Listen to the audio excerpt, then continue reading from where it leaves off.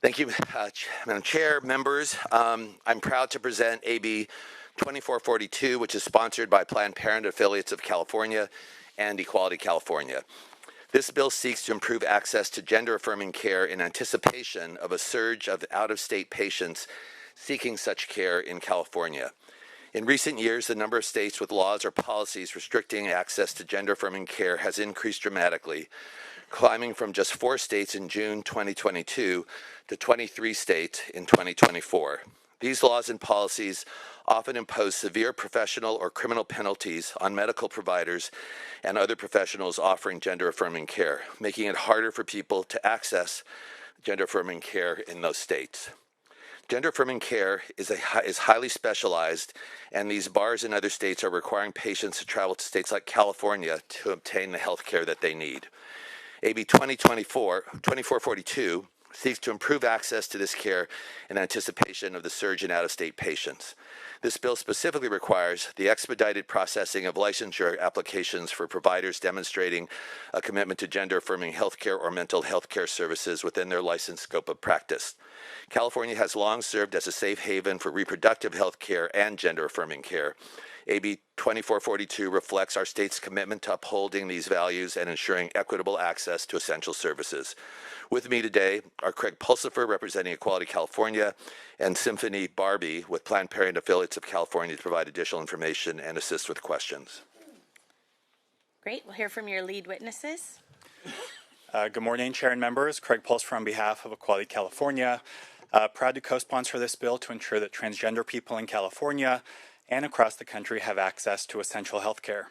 As the Assembly member noted, over the last several years, we've witnessed growing efforts to restrict access to gender-affirming care, care that is informed by decades of research and supported by every major medical association in the country. Currently, 24 states have enacted laws that ban access to gender-affirming care for trans youth. 19 of these bans were enacted in the last year alone. According to the Williams Institute at the UCLA School of Law, more than a third of trans youth in the U.S. now live in states that have enacted bans on access to gender-affirming care, and many families in these states are now facing agonizing decisions about whether to relocate or travel out of state to access the health care they need.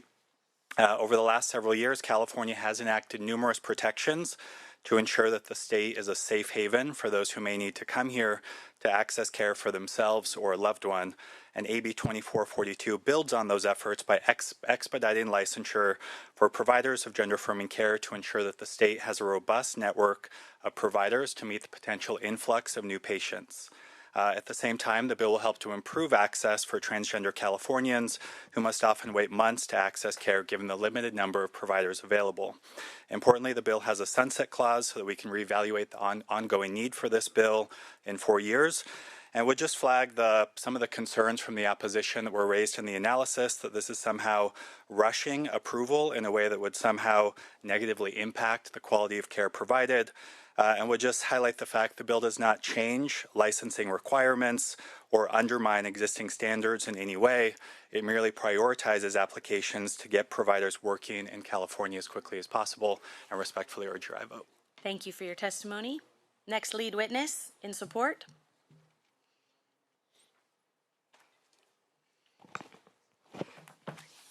Good morning, Chair and members of the committee. My name is Symphony Barbie with Planned Parenthood Affiliates of California. On behalf of the 7 affiliates who provide care through over 100 health centers in the state, here is a proud co-sponsor of AB 2442 to improve access to gender-affirming care. Gender-affirming care is life-saving care that has positive impacts on TGI patients, including reduced rates of depression and anxiety. Despite the positive impact gender-affirming care has on patients, as noted, 23 to 24 states have enacted restrictions on this essential care. Attacks on gender-affirming care threaten the ability for people to access care that they need in order to live full and healthy lives. The attack on gender-affirming care also closely mirrors the attacks on abortion. And placing barriers on this care to gender-affirming care, which can already be difficult to navigate and access in California, only further exacerbates healthcare disparities. AB 2442 seeks to ensure that licensure applications for providers of gender-affirming care are prioritized to ensure a robust network of trained providers and a timely access to care for patients in California. I respectfully urge your aye vote on AB 2442 today. Thank you. Thank you for your testimony. We'll take Me Too testimony in support. Your name, affiliation, and position on the bill. Ryan Spencer, behalf of the American College of OBGYNs, District 9, in support. Becca Kramer-Matter on behalf of ACLU California Action in support. Ryan Souza on behalf of Essential Health Access and APLA Health in support. Good morning. Genesis Gonzalez on behalf of Lieutenant Governor Lenny Kounalakis in support. Thank you. Okay, now we will take lead witnesses in opposition. You'll each have 2 minutes. 2 of you can speak, and then we'll take Me Too testimony in opposition. Chair members, my name is Greg Burt, Vice President of the California Family Council, and we strongly oppose AB 2442 because it grants special privileges to medical personnel who are using treatments for gender dysphoria which other countries are rejecting for the harm they cause to minors. You should have received a copy of a study published in the National Library of Medicine showing an increased risk of suicide of those who received gender-affirming surgery. We've also sent you articles regarding the CAS review. It's an independent review commissioned by the English government, which highlights the significant risk and adverse outcomes associated with gender-affirming treatments, such as puberty blockers and cross-sex hormones. Just last week, United Kingdom banned private doctors from prescribing and supplying puberty blockers for minors. This emergency order, likely to become permanent, follows the National Health Service's decision to cease prescribing these treatments outside of research settings. These actions are grounded in the findings of the CAS review, which raise critical concerns about social transitioning of minors, emphasizing that such transitions are profound psychological interventions with potentially irreversible consequences.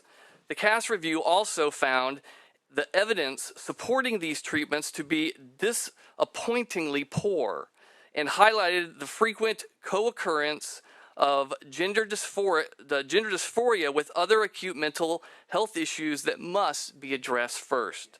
Finland, Sweden, Norway, France, Denmark, Scotland, and Italy have all recently reversed course and placed restrictions on medicalizing children with gender dysphoria that favor psychological treatment without automatic affirmation. With all this evidence, why then is this legislature and the committee analysis... Okay, sir, that's 2 minutes. Going to need you to give us your final thought there and let the other lead witness speak. Sure. Giving all this witness, why is this, the analysis in this legislature continuing to support these treatments without bringing up what's happening in other countries? Thank you for your testimony. Next Thanks. lead witness in opposition. 2 minutes. Good morning. My name is Erin Friday, R-Duty Democrat. This bill gives preferential treatment for providers willing to be like Mengele. Removal of women's ovaries to treat mental health issues used to be the rage. Lobotomies, too. Today, we are removing body parts, adding fake ones to cure a mental health issue, gender dysphoria, or worse, support a sexual fetish. CA's Chloe Cole was affirmed at age 12. She went on puberty blockers, testosterone, and had her breasts amputated at age 15. She detransitioned at 17. She is autistic. CA's Abel Garcia was affirmed despite being autistic. When he detransitioned, he couldn't get insurance to remove his fake breasts. Guess you can't be affirmed for your biological sex. His body shakes uncontrollably and his genitals have atrophied. CA's Layla Jane was affirmed and had her breasts sliced off a couple weeks after she turned 13, despite having a long history of acute mental health issues. She detransitioned. California's Carol F. was affirmed, and her female voice, her hair, and her breasts were taken. She got over the shame of being a butch lesbian and detransitioned. California's Richard Anuname was raped by his Nigerian brother, abused by his parents, has bipolar and schizophrenia. This was known to his doctors, but he was affirmed, and he no longer has a penis. My daughter was 13 when she was affirmed, but I pulled her out of her self-loathing before the scalpels could reach her, and she re-identified as the beautiful girl that she always was. CA's David Bacon was affirmed. He got a pair of breast and estrogen that resulted in severe heart issues. He detransitioned. CA's Maddie was affirmed, and she had her healthy breasts removed. Okay, ma'am, that's she 2 minutes. was We thank you for your detransitioned. testimony. You can give us a final thought. Okay. Affirming that one's body is wrong and that must be fixed is not just malpractice, but it's cruel. Vote no on AB 2442. Thank you for your testimony. We'll take Me Too testimony in opposition now. Just your name, organization, and position on the bill. Good morning, Senators. My name is David Bolog. I'm representing the SFE Alliance, the LA County chapter for Moms for Liberty, the Truth Exchange, Taxpayer Oversights for Parents and Children, the Facts Law Truth Justice Law Firm, and Take a Stand Stanislaus. Thank you. Thank you. Anyone else? All right. Back to the dais. Anybody have any questions for the author? Would you like to close, Assemblymember Zbur? The one thing I'll say is that this doesn't create any special privileges. It doesn't change any of the standards that our mental health and our health care providers hold themselves to. All it does is it basically prioritizes the processing of the medical licensing in this area. And with that, I ask for an aye vote. All right. The item has been moved. We will take a roll call vote. AB 2442. Oh, I did ask for comments, questions. Would you like to make a comment or a question? Go ahead. Assemblymember Zbur, I want to thank you for being here today and bringing up this issue. It's rare that I sit here and read through the opposition support letters and get a visceral response. I do read everything that comes to us, but I could not get through the letters in the opposition. And so I just want to commend you for your bravery in this. It is courageous and necessary to come forward with what is right and to push back on ideologies. This is about healthcare access, and this is about dignity and respect for all Californians. So thank you, and I don't feel I need to apologize for the opposition, but I do feel I need to recognize, for me, that visceral response of reading the letters. So thank you. Thank you for saying that. All right. You have a motion. We will call the roll. AB 2442 do pass to appropriations. Ashby? Aye. Ashby, aye. Nguyen? Nguyen, no. Alvarado-Gill? Aye.